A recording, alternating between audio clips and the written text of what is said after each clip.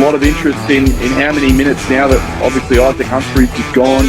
How many minutes does Kai Sotto get? He's been limited to kind of that 15-minute mark, but now he's really the primary backup big for them. And what does CJ Bruton do, the head coach of Adelaide? I mean, what does he do with Kai in terms of, does he unleash him against a Cairns team, particularly with Stephen Zimmerman, who's a good, solid centre, but is a guy that I feel like can be exploited defensively. We saw that last week with Joel Reese. Isa na namang kagulat-gulat na araw sa inyong lahat. Nasa mga kamay ni Coach CJ Bruton ang future ng kanyang current team na Adelaide 36ers. Will they continue to pile up losses or make a dramatic change to have a crack at the championship? Well, napakahirap ang kalagayan ngayon ni Coach CJ Bruton dahil he is a rookie coach and we all know na walang magaling na coach kung puro talo ang naibibigay sa kanyang team.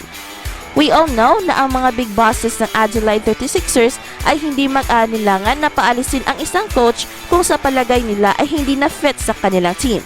At yan ang ginawa nila kay Coach Connor Henry, who was unceremoniously removed from his post as head coach in favor of another coach who is untested as a head coach sa NBL level of competition. And clearly, Coach CJ Bruton is feeling the pressure. At hindi pa nakakatulong ang pressure galing sa mga Pinoy na walang pinapalampas sa lahat ng kanyang mga miscues and decision making, kasama na dito ang kanyang hindi pagbigay ng sapat na playing time and play para kay Sotto. The read, rejected by Sotto.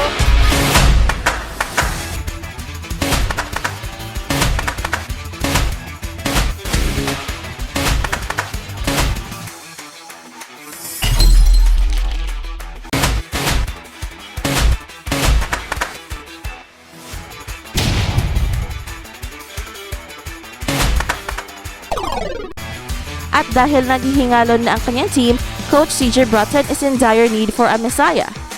Sa pagkawala ni Isaac Humphries at sa tila napakalam niya ng kanilang energy sa depensa every game, ay tila hindi na nakapigil si Mcquade sa kanyang frustrations at gusto niya sanang pakawalan na ni Coach CJ Bruton si Kai Sotto at bigyan ng bigger role sa team kasama ang mas mahabang playing time. Kai Sotto's got the size and the mobility to give him a lot of problems. So does CJ give him a lot more minutes and maybe, look, even think about making a change up front? Who knows? I think he's going to have to think about it at the very least. And they're at home, so you'd probably say Adelaide would be favourites. But again, the thing you love about the Taipans is just how hard they play. And if Adelaide doesn't play with the requisite intensity from the start of this game, they could be going home. They could be going home to a bunch of boos from the 36er fans as their team loses yet another one at home.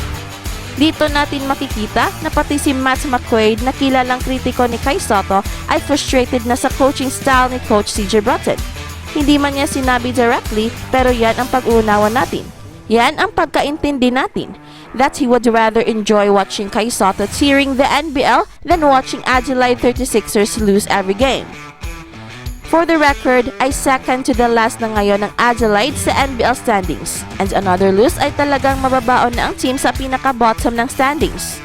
And it is puzzling dahil napakaganda ng composition ng team and they are 2 players deep sa bawat position. But too bad, ang kanilang kalakasan on paper ay hindi nadadala sa playing court.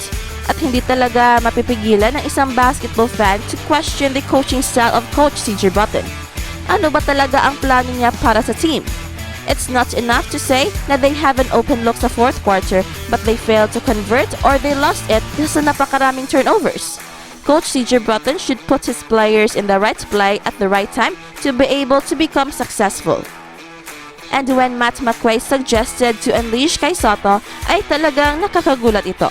And for sure, pati si Kai Sotto ay ginulat rin sa mga sinabi ni Mcquade dahil ibang tono na ang kinakanta ni Mcquade ngayon as far as Kai Sotto is concerned.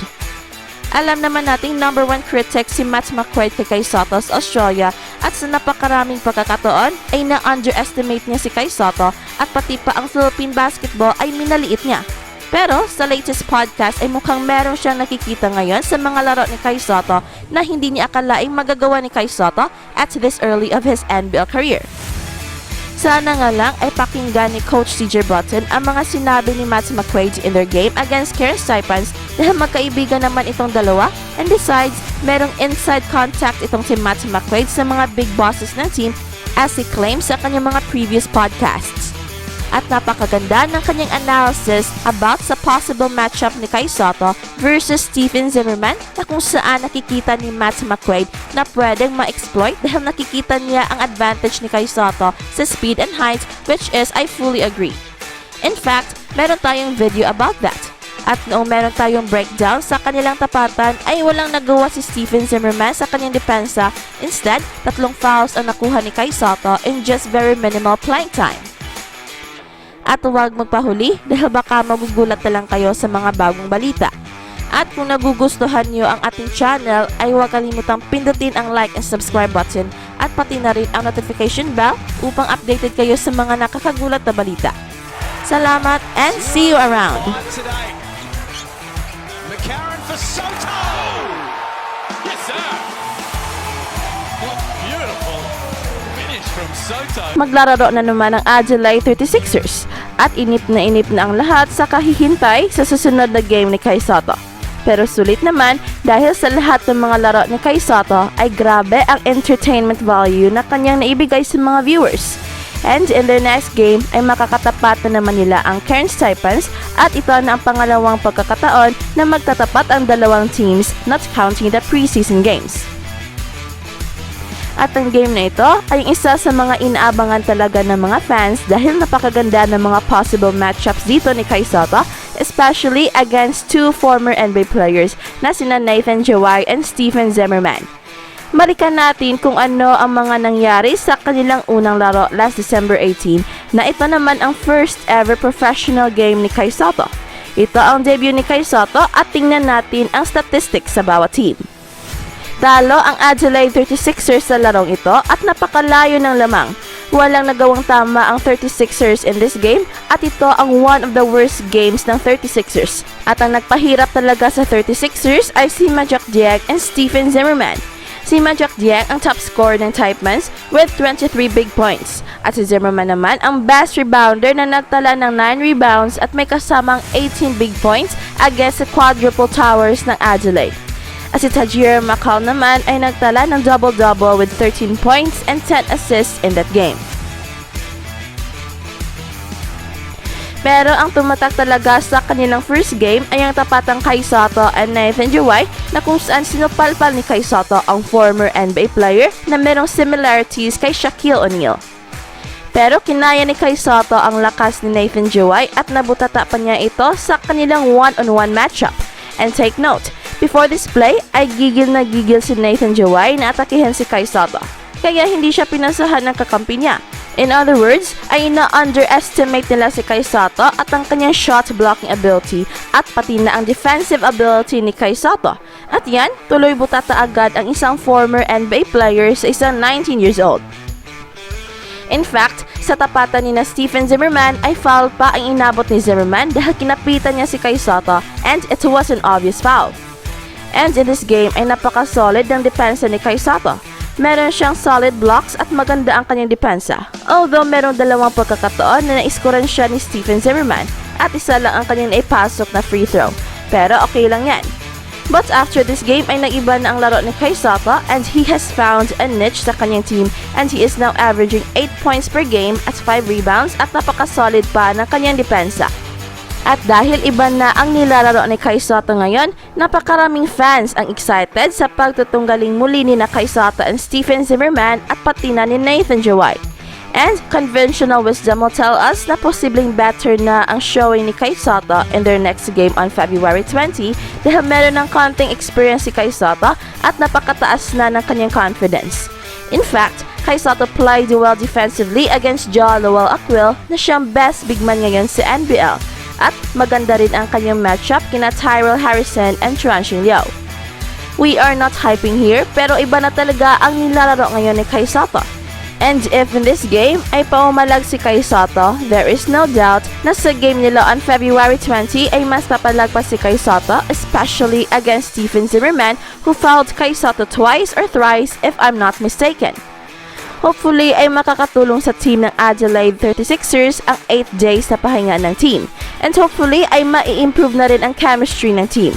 Sana ay makakaamuyan ang bawat player and most importantly, sana ay mabibigyan ng tamang play si Kai Sotto to maximize his skills. For me, I'm not looking at the playing time. Kahit na masakit tingnan sa ating mga mata na nasa bench lang si Kai Sotto during crucial stretches, but yet, mas importante sa akin ang role ni Kai Sotto para sa team. Sana ay mag-iba ang role ni Kai Sotto. To maximize his talent ay sana gagawin siyang first options opensa every time nasa loob ng basketball court siya. Pero bago pa tayo lalayo sa ating topic, ay merong possibility na hindi makakalaro si Nathan Joy para sa Cairns Taipans at marami pa ang pwedeng mangyayari. But, more than the big men ay mapapalaban si Kai Sotto sa mga guards and forwards ng Cairns Taipans, especially against Tajir Makal na siyang best scorer ng team kasama si Majok Deng na merong 16 points average per game. At nandyan din si Bukwal who's playing very well ngayon at umiscore pa ng kanyang career high 26 points versus Brisbane Bullets last February 5, ang team na nakatapat ni Kai Sotto last game. Lest we forget, I'm going to throw his name in there. Kai Sotto with a reverse alley-oop. That was pretty special. Yeah, he's 7'2", 7'3", but still, it was a pretty impressive dunk. It really was. So you get all this sort of stuff happening in people's eyes on the league, and it's kind of like, hey, you know, this is real entertainment. This league, this is a super league, and that's why I got so excited.